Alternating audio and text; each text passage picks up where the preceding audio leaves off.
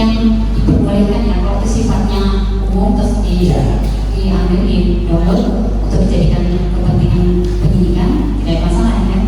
Kalau mendownloadnya dan mengubahkan BPH itu sesuai dengan aturan mereka sudah diforensik. Baik, izin yang mulia, kami akan menunjukkan link dari barang bukti yang kita jadikan.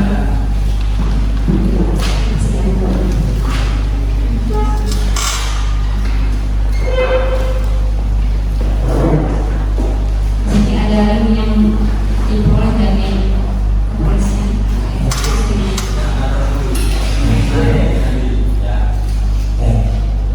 Apa ketika kita di persidangan? Link ini masih bisa diakses.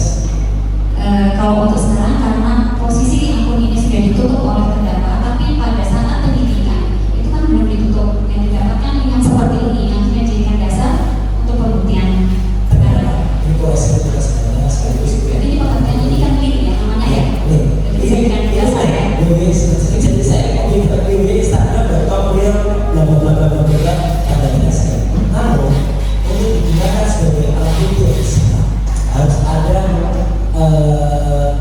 uji forensik terhadap itu, sehingga kalaupun hari ini di persidangan itu sudah tidak bisa diakses, bisa ditutup, ada bukti uji forensik hari ini bahwa ini pernah ya, sekarang begini saja tanpa ada bukti itu pernah dia hidup, istilahnya hidup setelah hidup ya, maka saya wajib mengatakan ini tidak ada hubungannya, hanya bukti yang mati saja, apalagi ini ada sesuatu jadi bukti juga. Next, saya akan bantu kesempatan lain. Dan yang saya tanya sebenarnya sini ada ini pertanyaan ini dimaksud saudara. Tapi ini mati. Ya, posisi sekarang sudah akan dimana? Seperti itu ya. Oke. Perlunya ada.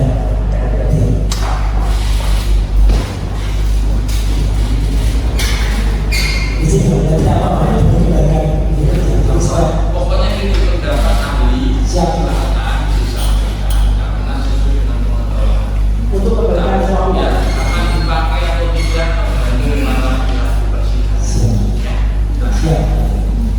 Akan dilanjutkan. Saudara ahli ya. Saudara ahli mulai tadi menerangkan bahwa terkait barang bukti ini harus diuji lagi. Dasar hukumnya gimana? Sementara kan kita yang memakai ini kan pakai undang-undang yang baru, undang-undang IT yang baru 144.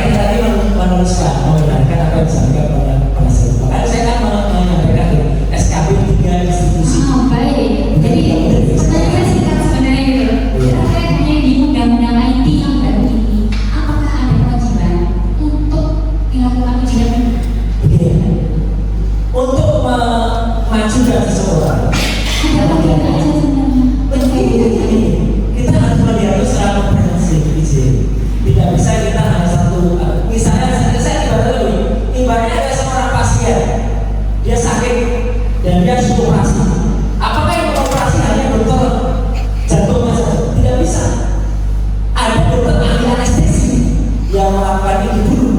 Apakah ada aturan harus dianestesi?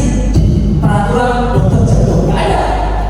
Tapi aturan nomor 1 melakukan izin yang mulia, saya kebetulan bergelar magister kesehatan asli.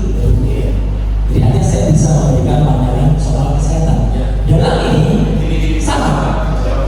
Saya dapat fokus ke pertanyaan aja sepertinya. makanya untuk mengajukan seseorang menjadi tertuduh apalagi tersangka, penyidikannya memang menggunakan aturan di undang-undang ini.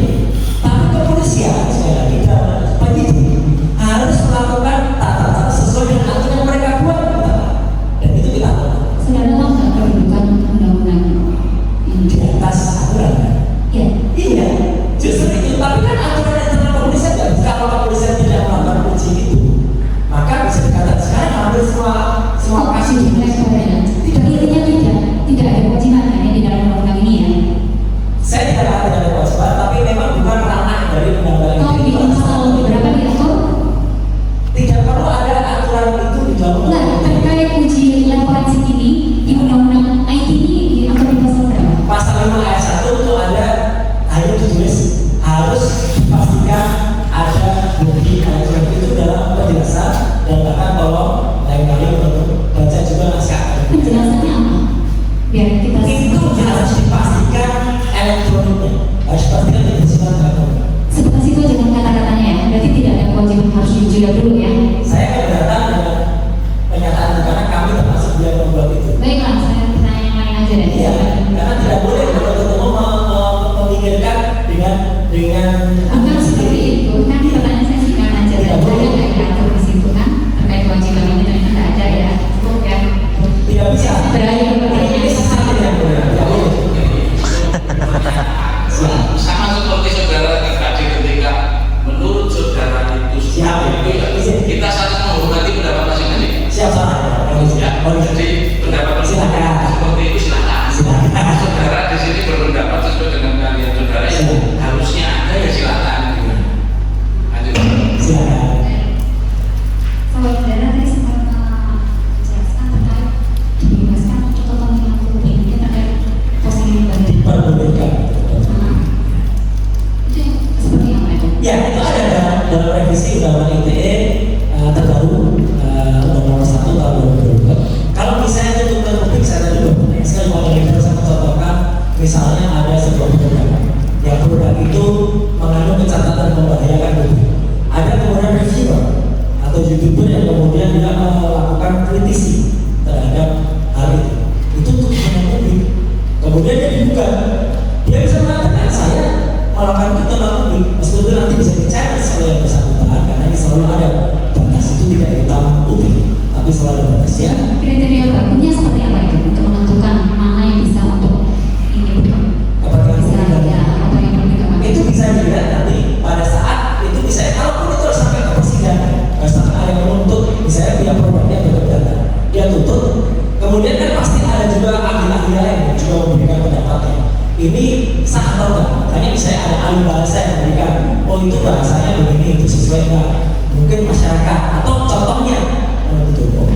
Sekarang saya bilang ada persoalan, tiba-tiba dia istilah sekarang viral.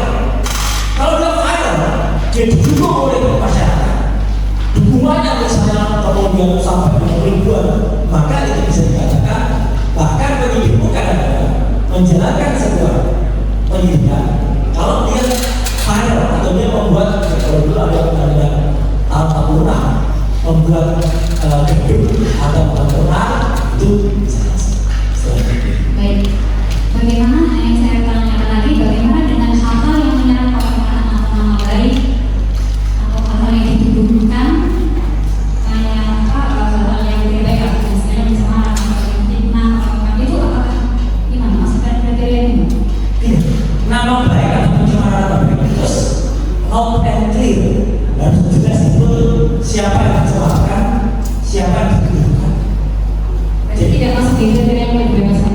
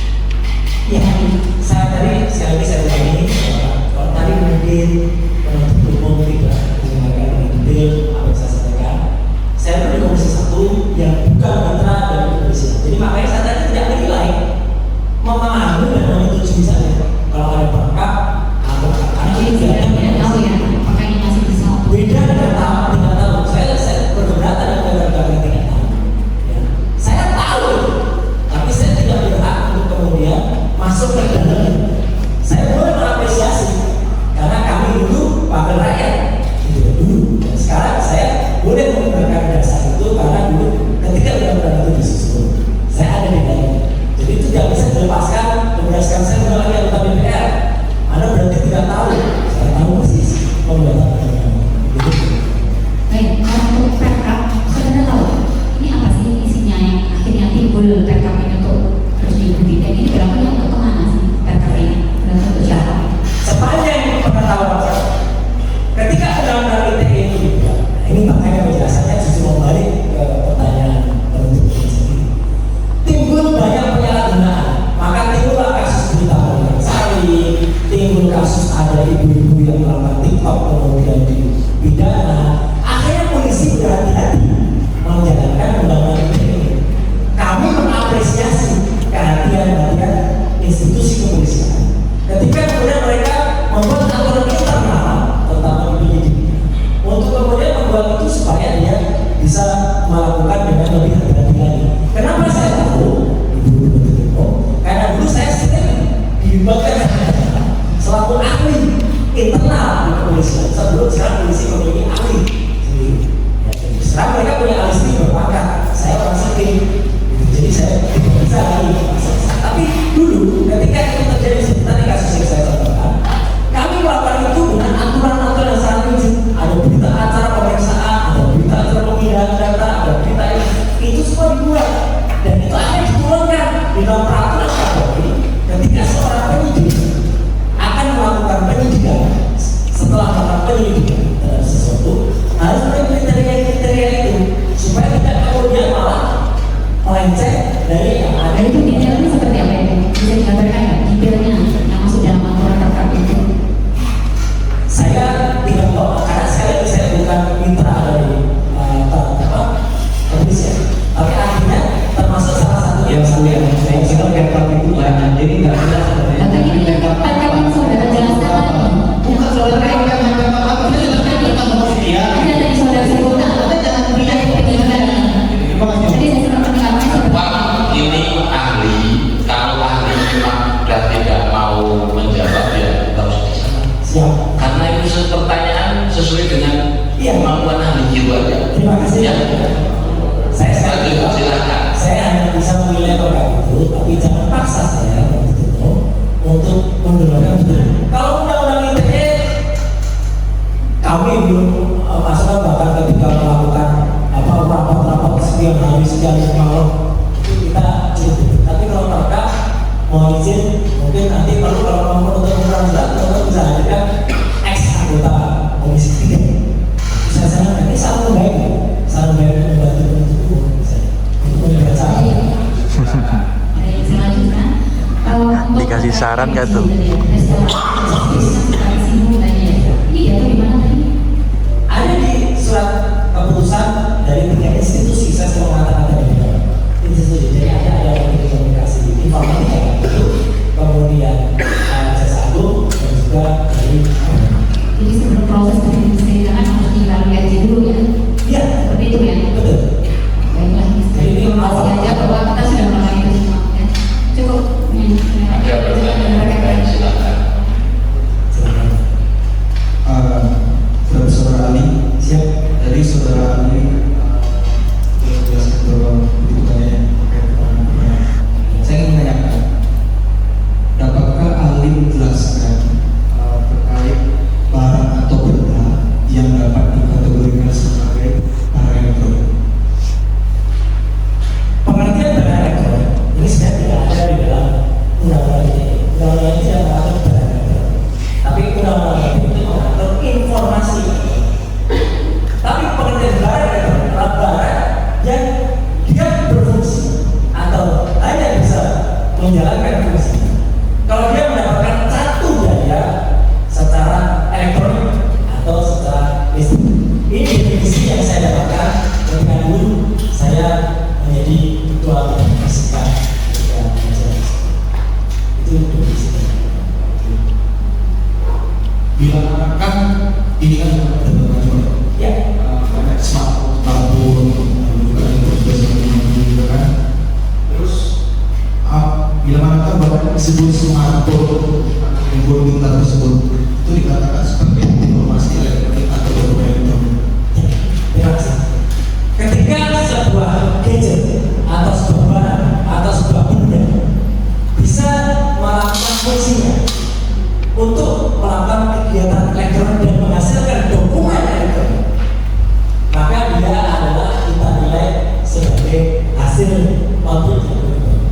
bisa dari mulai personal komputer, bisa tablet, bisa gadget yang lain, sampai dengan handphone dan smartphone.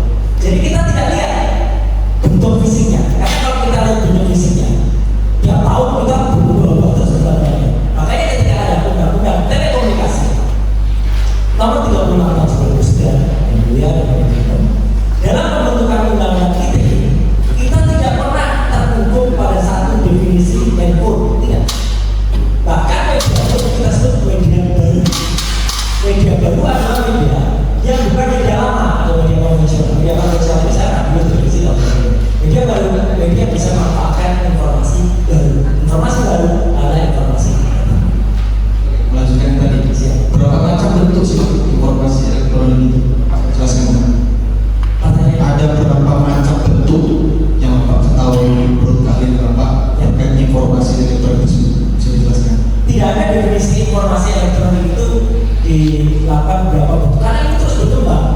Makanya yang disebut sebagai informasi elektronik itu tidak pernah ada definisi atau batasan A sampai Z, supaya undang-undang ini ketika kami pada itu tidak kemudian cepat obsolete atau cepat out of date ketika melalui waktu. Contohnya begini, kalau kita waktu itu mendefinisikan informasi elektronik itu bisa berupa teks dalam kertas, lu bayangkan kita kan faksi ini, faksi pada tahun itu canggih sekali pada tahun 80-an, tapi sekarang sudah sangat obsolete atau sangat kuno. Makanya kita tidak mau membatasi yang namanya informasi elektronik itu, misalnya hanya berasal dari handphone. Contohnya handphone saja perkembangannya cepat sekali. Penuntut umum pastinya, ya dari sini saya sini. Gadget pun sangat berkembang. Dulu ketika informasi itu berupa SMS, short message services, dengan cepat itu berubah menjadi MMS, multimedia messaging services. Dengan cepat berubah menjadi BlackBerry. Dengan cepat berubah lagi menjadi WA, WhatsApp. Ada lagi tambahannya, ada Telegram, ada sinyal dan sebagainya. Jadi makanya kita tidak mendefinisikan per produk, tapi kita mendefinisikan per definisi. Informasi elektronik adalah informasi yang bersifat elektronik sesuai dengan pasal 5. Tadi saudara Ali sudah menjelaskan ada pesan teks dan lain sebagainya macam itu. Terus saudara Ali jelaskan aplikasi apa saja Pak yang bisa dikirimkan, yang dapat mengirimkan atau mendistribusikan atau mentransmisikan pesan elektronik yang berupa pesan teks, video dan lain sebagainya macam itu. Jadi yang mulia, belum ada satu menit yang lalu saya menyampaikan itu dulu. Mulai dari SMS, MMS, BBM, messages, BBM, ya, jadi itu saya tidak meneruskan. Lanjut, silakan bertanya. Bila mana salah satu aplikasi ini sudah ketahui dari sejarahnya terkait besar aplikasi Instagram, penting aplikasi Instagram yang sudah sering banyak digunakan masyarakat banyak. Bapak Ali pun menggunakan Instagram. Ya. Apakah aplikasi Instagram tersebut termasuk dalam kategori orang yang bisa mengirimkan atau mendistribusikan terkait informasi elektronik atau dokumen elektronik? Bisa saudara jelaskan? Secara global, Instagram adalah termasuk salah satu media sosial yang digunakan untuk seseorang ingin menampilkan apa saja yang ingin dalam dunia elektronik. Tapi Instagram pun ada yang bersifat private dan ada yang bersifat public. Jadi kalau bisa private, orang lain tidak bisa baca. Dia harus apply dulu untuk berani. Tapi semua sifatnya adalah informasi elektronik. Dan sifatnya memang juga bisa publish kalau dia memang kemudian bersifat public, bukan private.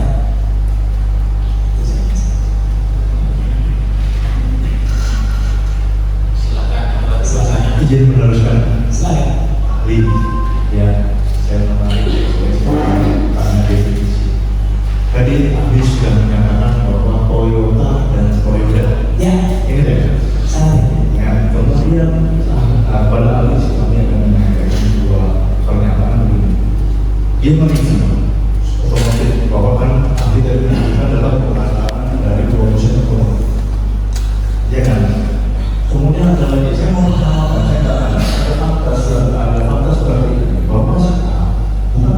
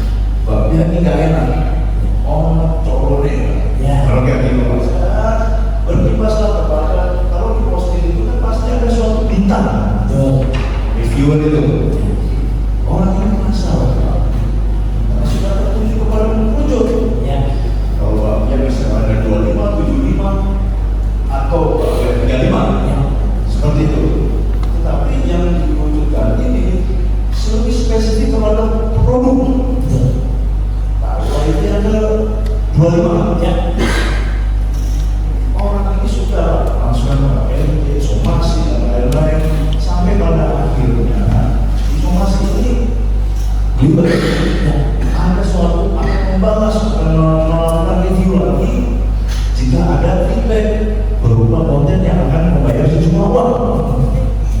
Paham sampai sini saja? ahli saya. Ahli, mohon maaf. Kemudian yang saya tanyakan kepada ahli, ya terhadap ini, pernah nggak sih bisa sampai sejauh mana sih waktu itu sudah ahli mendengarkan bahwa ini sudah menginvestasikan program dan akhirnya bisa memberikan UMKM dan terakhir ketika dibuka sekarang sudah ada stiker seperti itu. Mohon pandangan kepada ahli dan apakah ini termasuk dalam pencemaran sebagaimana apa saksi yang pernah mengawal undang-undang ITE. Terima kasih. Terima kasih, Gertino. Betul ya, Pak ya. Kalau tadi seperti saya cuma memancing tadi. Ketika saya membuat Toyota dan Toyota, sebenarnya kalau saya buat Toyota itu justru dia adalah bapaknya Toyota. Isuzu Toyota itu adalah pemiliknya Toyota. Jadi itu masalah lebih banyak lagi. Cuma tadi sengaja.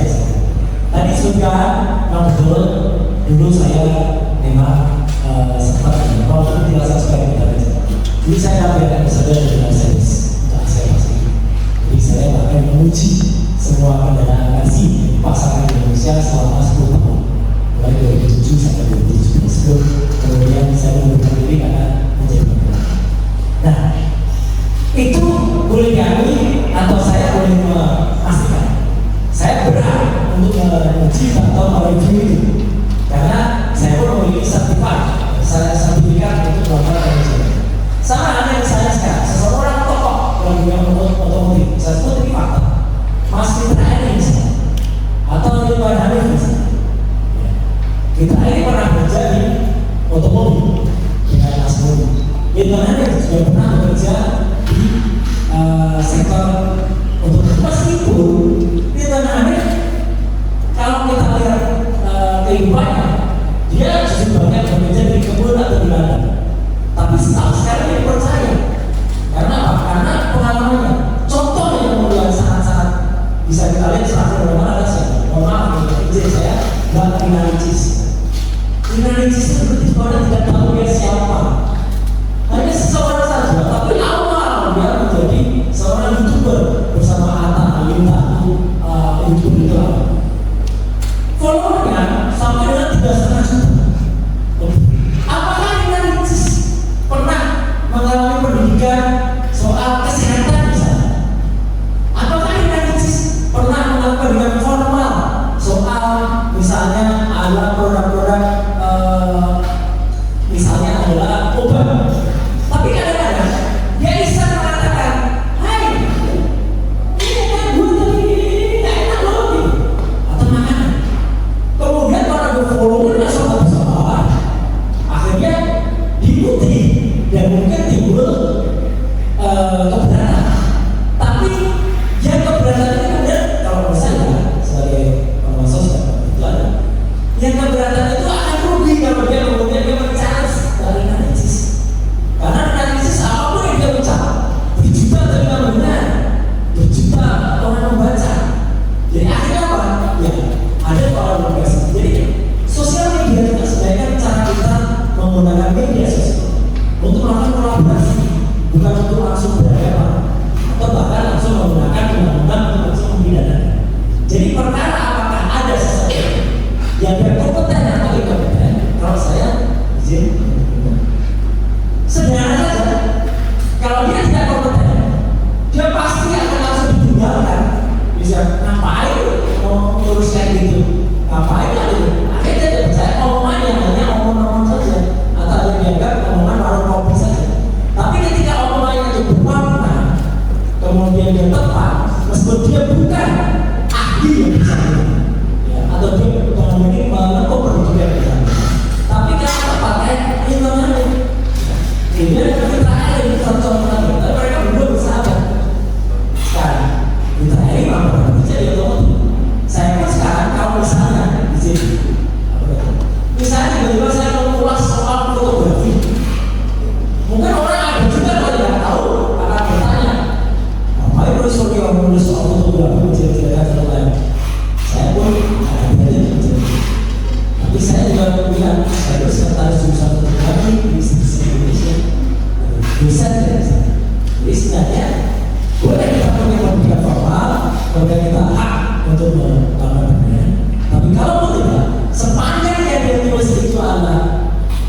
bermakna. Sepanjang dia terus itu percaya dan diikuti, ya itulah dunia sosial kita. Suka tidak suka, itulah fenomena atau fakta yang terjadi. Saya bisa lihat. Kata-katanya tadi sepanjang itu bermakna. Ya, Apabila mengambil koma, misalkan SP, yang masalah menurut pandangan ahli. saya termasuk orang yang ingin ada dunia sosial media itu lepas dari kata speech atau apa seperti yang dilakukan misalnya akun Fufafa misalnya. Ya, itu sudah betul-betul speech, sarah, dan kita tahu itu siapa ya, Fufafa. Tapi ya kadang-kadang hukum kita belum bentuknya itu kan contoh bagus kan Fufafa. Tapi ada juga kadang-kadang dia bersifat begitu atau tidak sampai speech, tapi juga tidak jelas siapa yang disasar. Jadi kalau dia jelas yang ditulis yang disasar siapa, misalnya siapa, Fufafa misalnya menulis dia bukan sebentar komisi, dia punya nama presiden kita itu bukan presiden bukan sama siapa. Itu sudah masuk sebenarnya. Tapi kalau misalnya dia nyebut misalnya Singa atau Macan Asia, belum tentu juga Macan Asia itu ada bisa dibaca dari Prabowo. Belum tentu. Ya, karena itu persepsi dari orang. Atau dia misalnya menyebut kucing garong. Kucing garong juga Netflix. Netflixnya bisa dipidana, Netflixnya. Tapi siapa yang melaporkan pidana? Apakah ada kucing garong yang nanti melaporkan ke kepolisian? Apakah ada orang yang merasa dia seekor kucing garong yang kemudian melaporkan ke polisi? Jadi kan jelas, kecuali dia nyebut nama, gitu. Yang kasus kali ini, Fufafa kalau kemudian orangnya itu berani, dia bisa melapor karena namanya jelas banget gitu. Nama anaknya itu ditulis jelas banget, didik siapa, jelas banget gitu. Tapi itu kan kebaikan hati, kebesaran apa? Kebesaran masih bahkan nanti pun disebut tidak melaporkan atau belum saya, belum melaporkan. Jadi ini saya tinggal, tapi apalagi yang sudah ditulis nama dirinya saja tidak tahu. Apalagi kalau itu ditulis kucing garong. Apakah pelapor itu mengaku dirinya seorang kucing garong? Apakah pelapor itu punya KTP yang bernama kucing garong? Contoh, yang seterusnya saya setuju. Itu yang saya tahu. Kemudian kepada ahli yang bertanya lagi. Siap. Berapa lagi? Dulu ada pernah di Tiongkok. Ya. McD berasal dari Amerika. Ya. Kembali dia ke Tiongkok. Bukan tulisannya MCD, Ya. tapi tulisan kanji. Ya. Pak apa saksi waktu itu? Tulisannya ini dunia luar. Yang saya tanyakan kepada Anda, bisa nggak, dapat nggak bahwa tulisan kanji ini adalah McD yang dimaksud? Terima kasih. Ini menarik. Sama halnya dengan dulu ada orang Chinese juga, contohnya yang dia mempopulerkan jam dan menjual jam, tapi dia nggak penipuan. Karena dia menjual jam namanya Rolex, Rolex bukan Rolex. Bentuknya sama dengan Rolex, tapi mereknya Rolex. Ada yang jadi kasus internasional itu. Rolex pensiun. Gak berhasil karena namanya Rolex bukan Rolex. Huruf kanji itu harus dibaca betul. Apakah pernah apakah itu hiragana, apakah itu kata-kata, ya objeknya. Karena beberapa itu banyak sekali turunannya. Jadi ini mungkin yang bersangkutan cerdas atau cermat atau licik juga. Ini saya beda dalam mensiasati itu. Karena seperti huruf Arab itu. Kalau Arab itu tidak pakai tanda baca, Arab itu tidak bisa didefinisikan itu adalah yang bersangkutan. Sama dengan huruf kanji tadi. Jadi apakah dia kata-kata, dia ganda, apa itu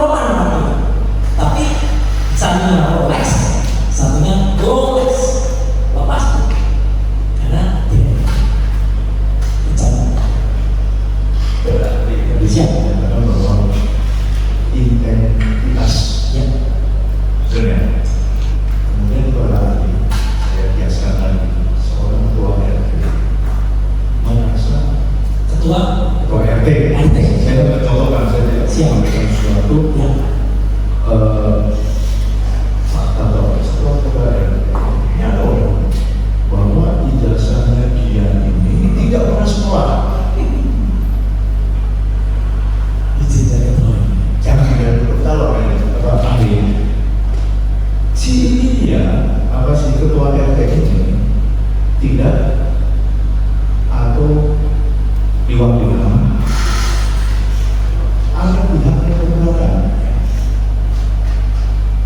Maksud itu sampai sini. Sedangkan orang yang intensi harus bolak-balik, ya toh, pelapor maupun terlapor jelas.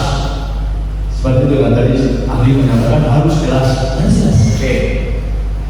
Si terlapor ini memiliki data.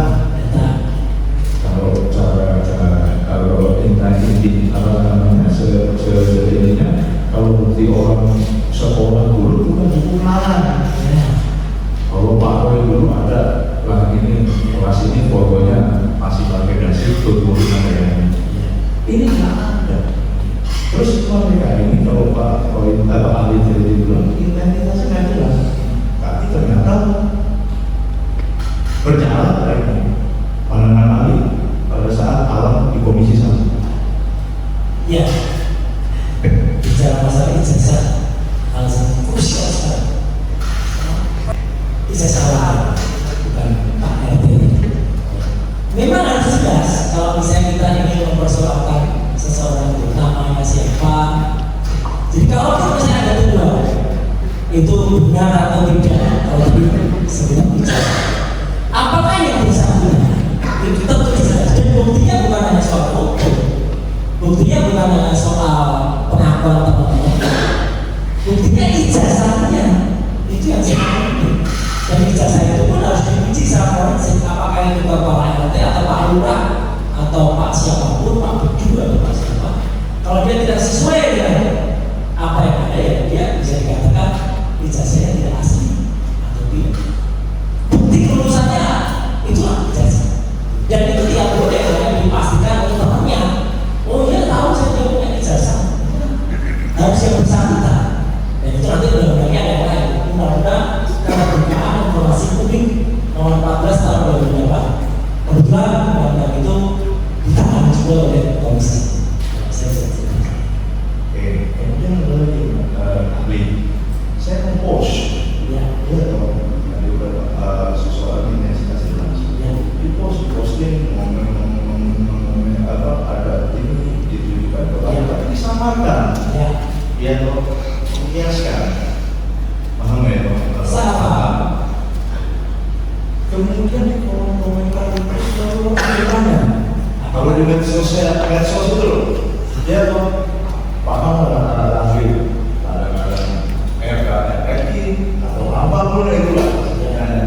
Tetapi apakah pandangan ahli pemilihan ini menuju kepada satu orang karena yang memiliki salah satu taruhlah brand makanan itu yang hanya dia. Persepsi boleh saja masyarakat. Oh ini maksudnya si dia ya yang disebut Jugaron. Oh ini maksud si dia ya yang disebut Meong. Oh ini si dia yang disebut Mau dan sebagainya. Tapi ketika itu akan kemudian diperkarakan secara sosial, ketika itu akan diperkarakan atau ditutup, tidak bisa. Kalau kemudian itu tidak definitif merujuk kepada nama yang pasti, nama sesuai dengan identitas yang. Bahkan yang menuntut itu juga harus melakukan penuntutannya pribadi sendiri dia. Saya mencontohkan Pak SBY sendiri dia melakukan itu. Dan dia harus punya sesuai KTP atau sesuai identitas yang berlaku di Indonesia, yang sesuai dengan nama yang ada pada medsos yang dia gunakan. Misalnya dia punya nama seseorang Badu, di situ di medsosnya namanya Badu, itu pun sudah ada dua kata yang salah gitu ya. Bagaimana ahli? Oke lah. Tadi ahli pada saat Presiden Trump melakukan sendiri dan itu pada saat itu kembali lagi apa yang dahulu dan tidak sopan, akhirnya bisa jadi sopan. Kembali ke sini juga sudah berubah.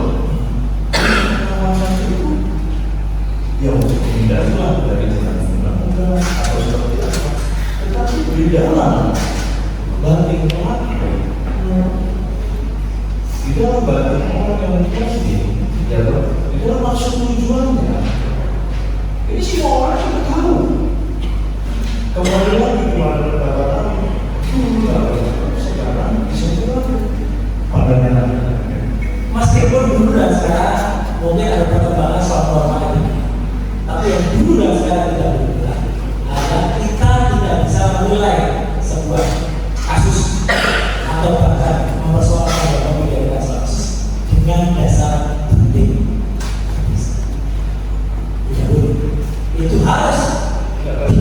merasa nggak salah, ya normal yang dulu kan normal sekarang tujuan. Bukan batin gitu. Kalau saya kan enggak ya, akhirnya jadinya rasa-rasa kan kalau orang Jawa bilang seperti itu. Saya mau seperti itu, harus real. Saya nggak mau dalam pandangan itu. Harus real, betul. Makanya harus tersurat, definitif. Dalam persidangan pun saya beberapa kali menjadi ahli di sini. Makanya itu harus kita lemah. Bahkan itu ada yang dijadikan alas kalau itu akan melakukan pembuktian di awal atau pusat salah. Kalau itu tidak jelas namanya, alamatnya saja misalnya salah. Meskipun kita tahu maksudnya dia, tapi alamatnya salah, itu bisa kemudian dieksepsi atau tidak boleh jalan karena salah orangnya. Jadi dia bukan person yang bersangkutan. Jadi elemen personal salah, maaf saya bukan itu, tapi saya beberapa kali mendapatkan fakta itu. Jadi saya ini apalagi yang undang-undang elektronik harus tepat betul, harus diuji betul, gitu. Bahkan forensik itu. Kadang-kadang tampilan itu bisa sama. Contoh ijazah, tampilannya bisa sama, tapi setelah diuji forensik menggunakan ELA misalnya, error level analysis. Ternyata di sini ada editing pada logo, di sini ada editing pada foto, di sini ada editing pada cat. Jadi sekali lagi harus cermat, terinci, karena kita tidak boleh salah dalam perkarakan apalagi begini. Satu lagi, saya mau kembali ke zaman dahulu. Ya, perkara prima biasa. Ya, belum ada Instagram. Oke, kita menggunakan dari email masuk ke broadcast BBM atau WA pada saat transisi antara BBM dan WA. Gimana WA? Ya, saya mohon diluruskan. Oke. Kemudian kembali kepada percakapan inskripsi end-to-end. Iya, pendapat ahli ketika end-to-end saya dengan Pak Roy. Iya. Itu orang lain juga ngerti karena dibuat di dalam bentuk status. Pandangan seperti apa? Apakah itu masih bersifat privat? Ya. Kasus pada kita saya dulu ikut menangani dan itu mungkin salah satunya dalam sejarah atau mungkin satu sendiri ada. Kemudian saya dijadikan ahli oleh pihak kita, dijadikan ahli oleh pihak penuntutnya. Dua-duanya era saya sebagai ahli. Karena apa? Yang kita berarti saya potong dulu Pak Roy. Dalam penilaian ini saya nggak mau ada di dua lagi. Ya, saya oke sama saya. Oke, terserah. Ya. Saya maksud saya ingin cerita saya dipandang pandangannya waktu itu berada di tengah, sehingga A saya katakan A, B saya katakan. Perintah pun saya sesalkan waktu itu. Saya benar, karena apa seperti itu sifatnya email itu ini, ya waktu itu bilang. Tapi salah satu dari 12 nama resipiennya kan dia di CC kabel itu. Salah satu atau dua itu adalah mailing list. Mailing list itu adalah kalau sekarang grup WA. Jadi dia tidak tahu apakah yang dia kirim itu orang, person atau channel. Saya membela saya. Perintah memang tidak mengerti kelebihan dia itu adalah mailing list. Karena di situ baca nama orang. Person padahal itu sudah mailing list. Jadi itulah yang kemudian, tapi saya membela juga perintah ya, atau saya tadi sempat menyalahkan pada jalan seperti sebenarnya karena rumah sakit yang Batavia waktu itu langsung mempidanakan dia yang penyidik waktu itu bahkan langsung menangkap dan menahan dia karena undang-undang ITE waktu itu dia masih maksud saya begini, kita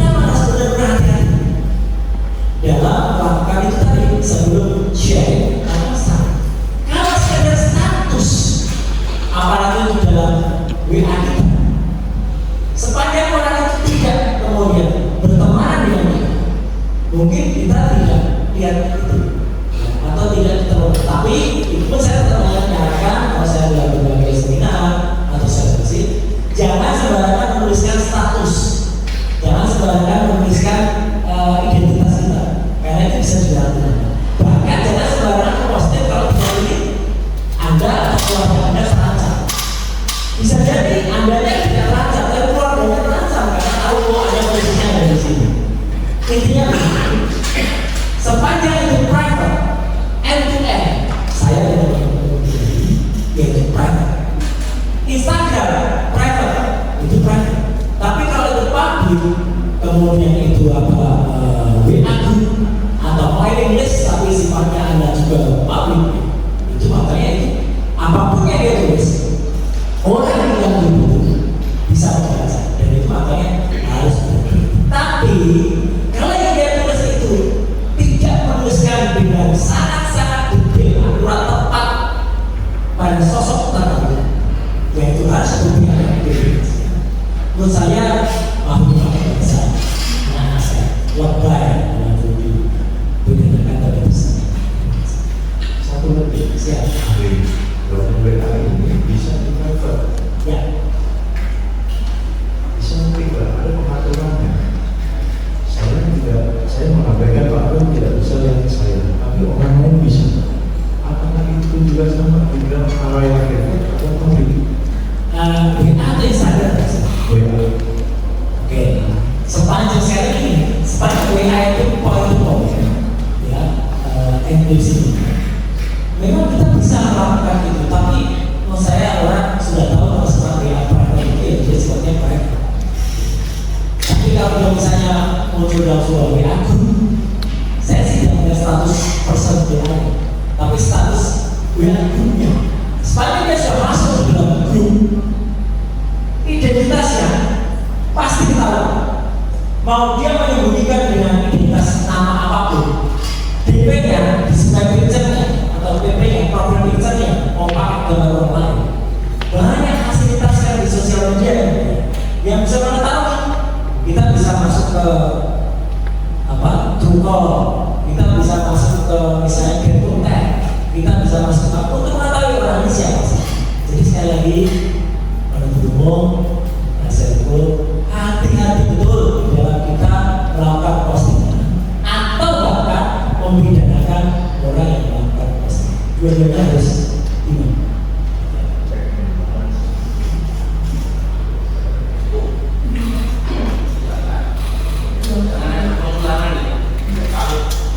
Bapak menjelaskan atau ingin supaya lebih tegas silakan, tapi apalagi kalau pertanyaan tadi sudah diajukan oleh penuntut umum. Kasih yang mulia, izin melanjutkan kembali. Tadi ahli sudah melihat unggahan video, beberapa unggahan video itu masuk kategori mendistribusikan transmisikan atau membuat tempat diakses. Menurut pendapat kami gimana terkait dengan postingan tersebut? Kalau dijelaskan. Maaf izin ya, saya harus jawab. Saya mengulangi aja supaya saya tulis. Apa yang ditujukan itu menurut pandangan ahli, menurut pandangan teknis itu bukan postingan, karena itu berupa file mandiri, file sendiri, karena dia ekstensinya adalah juga, ekstensinya adalah MP4. Betul tadi yang ditujukan ke depan, apa itu saya? Itu ada berupa link, tapi link itu istilahnya teknis, link mati. Sebelum link itu dapat dibuktikan akses, untuk bisa membuktikan akses harus ada uji forensik berupa data uji forensik oleh para penyidik. Jadi makanya kalau itu nggak bisa ditunjukkan di persidangan, kalau bisa ditunjukkan bagus sekali, jadi ada layar itu masih hidup, kita klik on, oh ini posting. Tapi kalau itu sudah tidak jadi lagi, sepanjang ada hasil analisis forensik itu adalah posting. Tapi kalau tidak, tadi yang ditampilkan adalah berupa file saja, bukan postingan, tidak merupakan hal yang bisa masuk dalam pengadilan. Meskipun mungkin penuntut umum itu dari dulu itu diposting, itu sudah kita save. Itulah namanya men-save sebuah postingan. Tidak boleh serta-merta begitu. Harus lengkap dengan link, harus lengkap dengan analisis, harus lengkap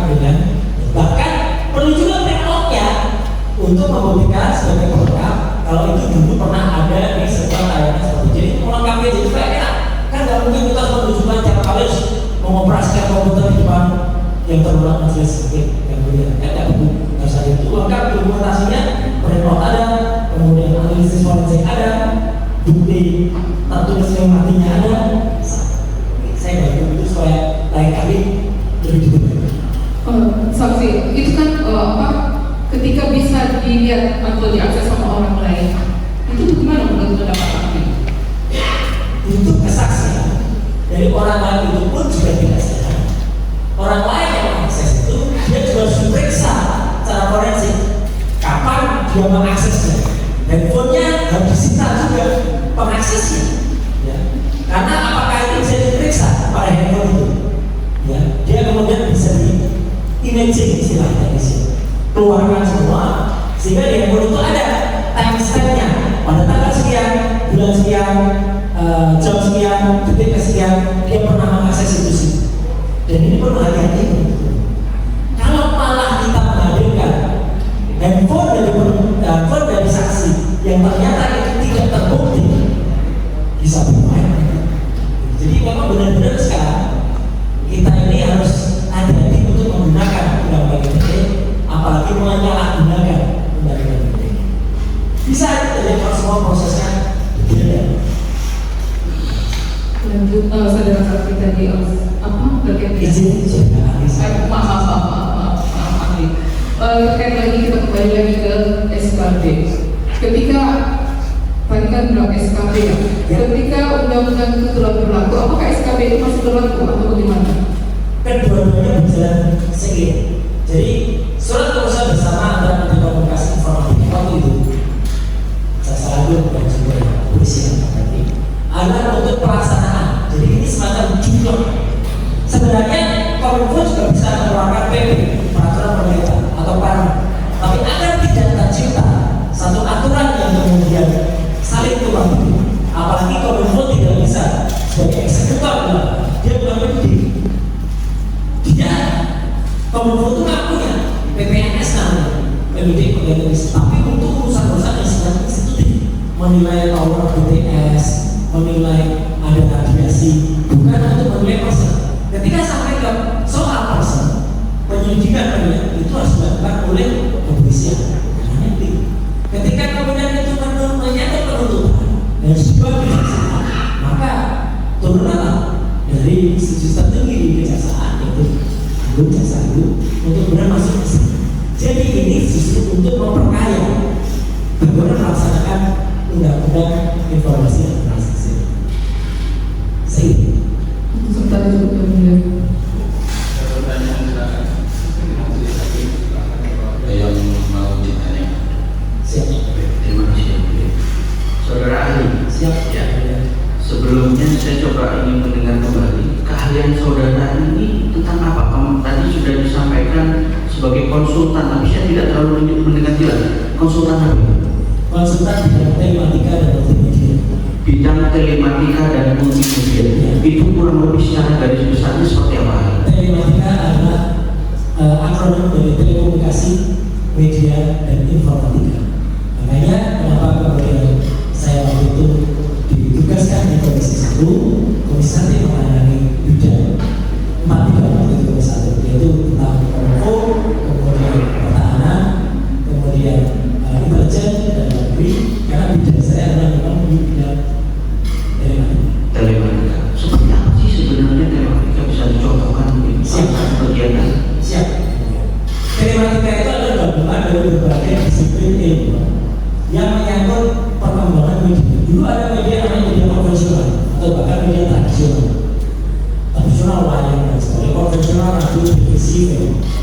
Munculnya media baru yang disebut media informatika. Ada gabungan dari situ. Sebuah media yang basisnya adalah hasil dari komputasi, hasil dari perhitungan komputer yang kemudian bisa menampilkan gambar, suara, dan gambar plus suara, artinya video. Itu kemudian bisa diartikan sebagai perkembangan dunia komunikasi ke depan. Artinya itu bentuk multimedia. Jadi makanya sekarang cukup dengan menggunakan komputer atau cukup dengan menggunakan gadget atau bahkan smartphone, kita bisa menjalankan file-file multimedia itu dengan satu kali. Dulu itu tidak mungkin, kalau foto sendiri dan kamera sendiri baru seluler sendiri, audio dengan tape sendiri. Jadi itulah dulunya. Dan kemudian muncul istilah namanya ITE, informasi dan transaksi elektronik. Karena sifatnya adalah itu menjadi sebuah undang-undang kita kebetulan namanya ITE. Undang-undang ITE itu sebenarnya dulu sempat ada pengusulan untuk perubahan undang-undang telekomunikasi menjadi undang-undang telematika. Itu kan perkembangan juga. Ya, tapi akhirnya tidak terwujud karena dianggap undang-undang telekomunikasi sudah diadopsi semuanya oleh undang-undang ITE. Demikian juga dengan kementerian. Ini saya sebut hadiri perkembangan zaman. Dulu ketika zaman belum muncul ITE yang maksud, kita kenal namanya Departemen Pertahanan. Pertahanan di zaman Presiden Gus Dur itu diurus. Kemudian muncul ketika zaman Ibu Megawati, muncullah kementerian baru namanya Kominfo. Kementerian Kominfo ini dulu singkatannya bukan informatika, komunikasi dan informasi. Jadi masih sering saya orang komunikasi dan informasi kemudian pada komunikasi dan informasi awalnya, tapi kemudian berubah ketika zaman Presiden berikutnya jadi komunikasi dan informatika. Ketika perkembangan maju semua bergerak ke basis digital, tidak informatika saja, tapi dunia digital. Maka kemudian yang sekarang dimiliki oleh Mbak Mutia itu menjadi komunikasi. Jadi ini sebenarnya adalah perkembangan zaman saja. Dan kalau kemudian ada yang menanyakan, kok sekarang ada istilah forensik? Ya, forensik digital itu adalah ilmu yang kemudian mempelajari, mendeteksi, mengulik atau mengolah apa yang ada pada dunia digital. Oke, baik, saya masuk ke isu terkait dengan adanya suatu akun. Ya, ambil contoh misalkan akun Instagram. Ya. Bagaimana caranya ketika ada suatu akun A, kita bisa mengetahui bahwasanya akun A ini adalah milik saya, bisa tidak dijelaskan? Bisa ya. Jadi inilah yang disebut kalau seorang ahli informatika atau ahli teknik itu akan melakukan yang namanya forensik tentang sebuah akun. Dia bisa kemudian akun itu diteliti. Apakah IP-nya melalui IP itu internet protokol? Apakah internet protokolnya itu ya kemudian terbaca kalau itu soal misalnya kita terbaca misalnya tadi www.instagram.com sekian. Tapi kalau dengan IP internet protokol itu kemudian nanti akan terbaca 601 sekian 305 sekian ibaratnya begini. Orang bisa ditaruh namanya. Tapi ketika kita beli handphone itu data atas nomor. Nah, nomor itulah adalah IP protokol. Dan juga dengan kendaraan ada nomor polisi, ada neraka, ada nomor sasis. Itulah kemudian ada alat yang untuk kemudian melakukan yang namanya tracing, trace akun misalnya akan menunjukkan nanti data yang pernah disimpan. Di situ ketemu orang membuka akun Instagram itu pasti berdasarkan dua akun emailnya dan nomor handphonenya. Dari situ nanti akan ketahuan emailnya misalnya pakai emailnya gratisan. Oke, email gratisan itu tetap bisa bicara karena dia tidak mendaftarkan nomor cellphone-nya. Misalnya nomor cellphone-nya itu menggunakan prabayar misalnya, tetap bisa bicara karena prabayar itu tetap bisa aktif nanti dia ada di lokasi mana dengan menggunakan pelacakan namanya CDRI, Call Data Record Information. Rumah nanti dari BTS mana, Base Transfer Station mana, nanti keluar jawabannya atau laknya itu ada di mana.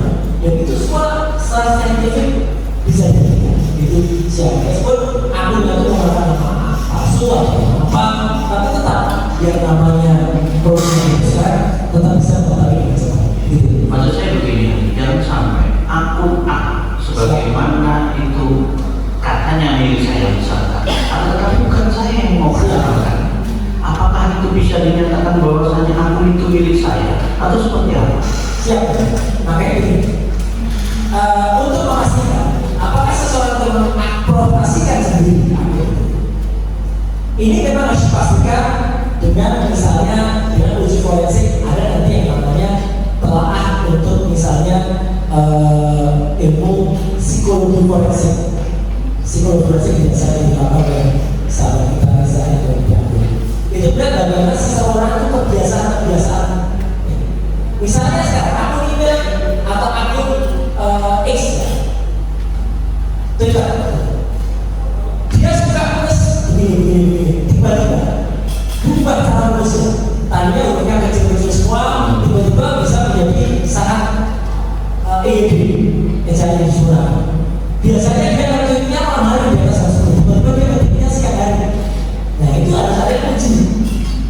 forensik untuk menentukan ini orangnya benar apa enggak. Ini menjualkan matematika, tapi ilmu ini biasa kita gunakan. Sama halnya dengan saya yang punya izin, saya juga dokter di bidang OCD, organizational citizen behavior. Itu kebiasaan seseorang untuk bisa membantu dia berdasarkan behaviornya dalam melakukan perubahan pada sebuah organisasi. Itu ada ilmu forensiknya juga, makanya saya ambil bidang itu. Kalau ditanyakan apakah ada hubungannya untuk telematika, ada. Jadi saya perlu lagi, kemudian nanti kalau melakukan telaah atau penelitian terhadap seseorang, psikologi seseorang, kita bisa lihat dari posisinya. Bentar. Jadi artinya hal itu bisa dipastikan, apalagi kalau misalnya nanti seseorang itu dia menolak, bukan saya yang menulis. Coba buktikan, kalau itu nanti saya kan begitu. Bisa lihat pada saat jam hari yang bersangkutan ada di mana. Dia tidak mungkin lepas dari handphone. Handphonenya bisa ditulis pada saat jam itu tanggal itu ada di mana. Apalagi kalau dia aksesnya menggunakan handphone, menggunakan wifi, ini sekali nanti CRID, Coordinator Information, bisa menjadi teknologi itu memang luar biasa ya, untuk kemudian bisa mengetahui orang ini benar atau enggak. Yang selatan ada sedikit tidak semacam kayak ada CCTV-nya untuk seseorang. Berikutnya saudara terkait dengan ketentuan di pasal 27 terkait dengan kalimat mendistribusikan, di mana saudara ahli adalah ahli telematika, akan tetapi yang sudah dibilang tadi bahwasanya saudara ada di komisi 1 ya, di mana saudara juga mengawal sampai dengan adanya perubahan undang ini. Tolong diberikan pendapat sebagaimana yang saudara di bidang telematika. Bagaimana sih informasi elektronik atau dokumen elektronik yang didistribusikan itu seperti apa? Bukan dari pengertian undang-undang, kalau dari undang-undang itu sudah ada, 27 itu sudah, tapi dari sisi kalian saudara. Terima kasih ya. Pengertian distribusi. Saya tadi betul bahwa harus ada yang namanya sender, harus ada yang namanya resipien. Distribusi mungkin tidak perlu kita mendefinisikan siapa resipien. Yang jelas kita distribusikan ke sebuah media. Itulah namanya distribusi. Jadi perlu nanti apakah pada akun yang bersangkutan, kalau tadi saya menyatakan linknya mana? Link itu adalah bentuk dia terekspos atau dia tiba-tiba terdistribusi pada sebuah jaringan. Tapi kemudian untuk mencocokkan misalnya perkaraannya sama-sama klik menyangkut orang yang sama-sama diumatin nomor 1, tidak bisa dari lainnya saja. Harus orang ini dipastikan juga apakah di posting itu ada hubungannya pada link yang bisa itu bisa dijadikan namanya bisa dipromote. Dan itu akan ketemu nanti pada jam sekian ada postingan masuk pada Instagram dari ID sekian. Dari ID sekian nanti sudah selesai pada sisi sendernya. Apakah dia benar-benar mengeluarkan pada jam itu? Kalau itu tidak match, izinnya ini bisa jadi luput atau jadi peluang bagi orang ini untuk menolak, bukan saya. Itu kalau pendidikannya tidak rapi, tidak cermat, itu bisa. Tapi kalau cermat, ada uji forensik semuanya. Makanya saya menyarankan uji forensik dan penting supaya bisa tepat betul, tidak salah orang, dan kemudian kita tidak perlu memidanakan forensik. Dan dengan mentransmisi. Mentransmisikan itu mentransmisikan sebenarnya kalau distribusi itu adalah saya terangkan resipiennya. Distribusi itu ada kontak dengan tujuan-tujuan. Kalau transmit itu lebih istilahnya lebih seperti transmisi radio, seperti transmisi televisi. Karena tidak perlu kita tahu siapa resipiennya. Semua stasiun televisi transmit. Jadi kemudian news dia transmisi. Mungkin kita tidak tahu berapa televisi yang hidup saat ini itu transmisi. Tapi kalau distribusi itu akan apa? Apalagi di internet. Mau dia ditransmisikan secara push itu kemudian terpendam, tidak jelas siapa bentuknya.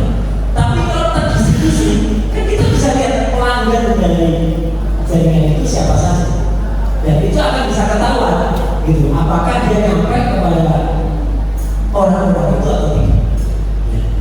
Kalaupun tidak sampai tahu kita siapa, ya sedih. Tapi terdistribusi itu artinya dia terdistribusi di sebuah media atau terdistribusi di sebuah jaringan atau kanal. Kalau transmisi, dia bisa saja ditransmisikan di mana saja. Jadi transmisi lebih luas, lebih tidak jelas yang menerima dibandingkan distribusi yang dia jelas.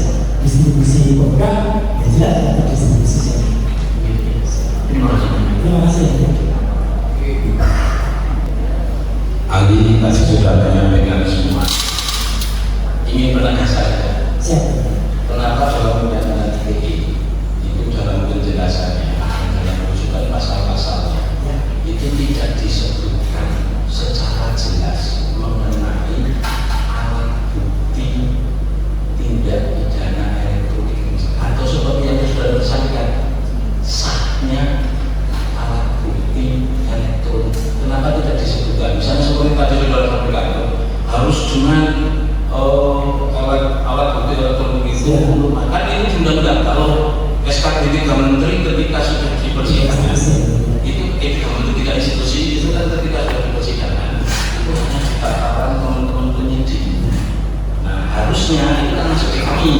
Tapi ketika tidak masuk di kami, apakah ada ketentuan juga bahwa berkas yang masuk di kami itu secara ansih gitu kan, seperti tadi selalu ahli sebutkan harus tersurat, tidak boleh tersurat menjadi batal dulu.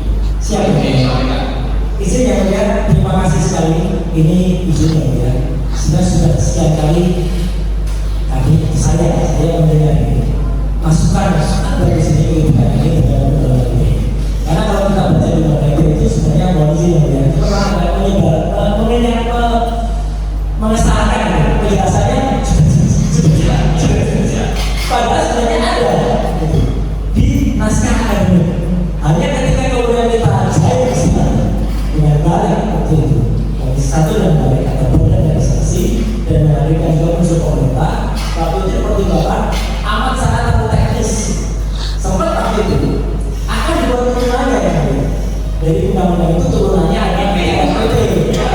Di situ ada dan tapi akhirnya khusus PP itu tidak ada yang mengatur soal PP itu pendidikan karena dianggap waktu itu ini urusannya namanya kepolisian. Jadi PP itu misalnya PP yang mengatur soal perdagangan elektronik, ya. Ada PP yang mengatur soal letak server impor dan sebagainya itu ada PP-nya.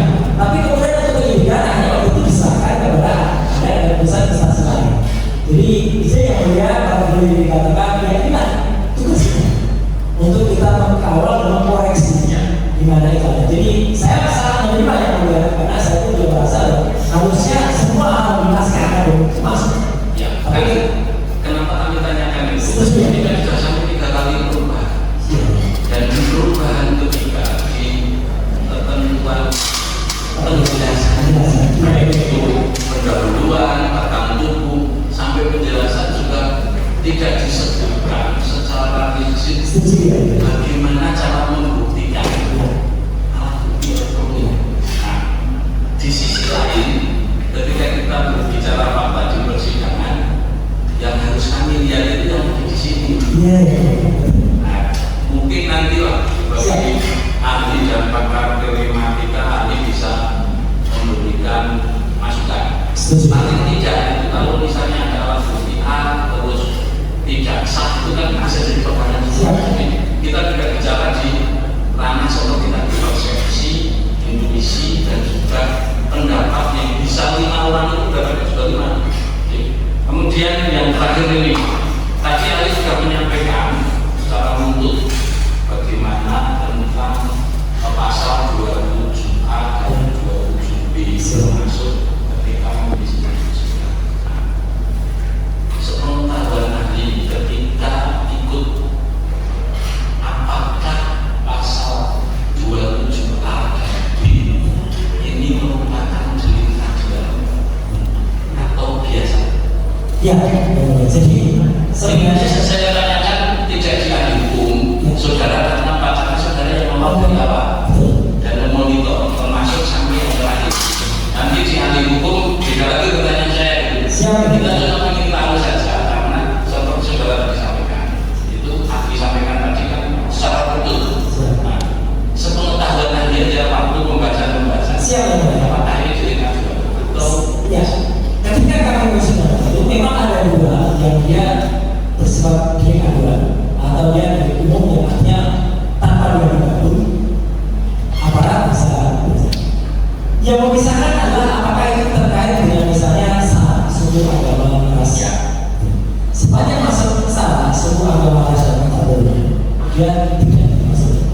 Oke. Itu bisa.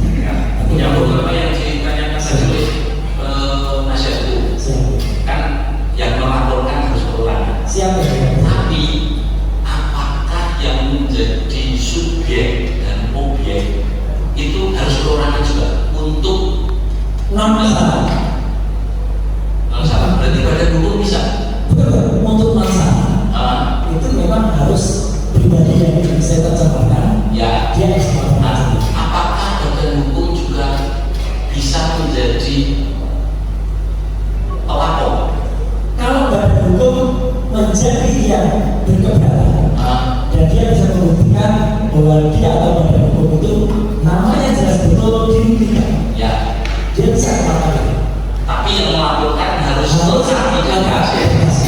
Tidak boleh kemudian Jadi hukum IPB ini tidak hanya perorangan, tapi juga bisa. ya badan hukum maksudnya institusi ya, bukan penasihat hukum, Ya, bukan artinya kan entah itu perusahaan atau CV atau apa tapi itu bisa.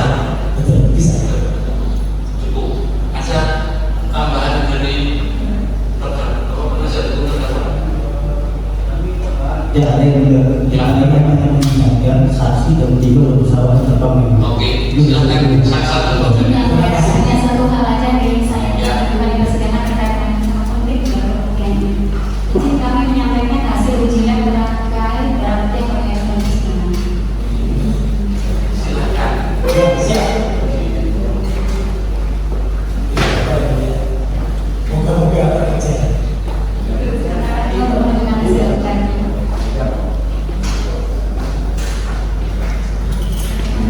Acara pembunuhannya,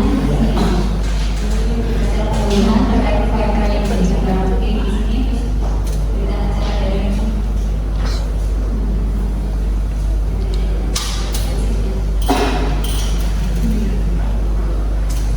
Ini ada berita acara. Semestinya di samping berita acara pembunuhan ini itu ada hasil. ini ada hasil uji labnya di depan terkait barang bukti kita sudah diuji lab. Laporan jelasnya sudah terbukti. Nah, kalau saran saya tidak perlu membaca ini. Mungkin di persidangan ini bisa dilakukan formalisasi kembali. Ya. Ya. Ini hasil resmi dari polisi. Ketika dibantah oleh Siap. Itu komisi.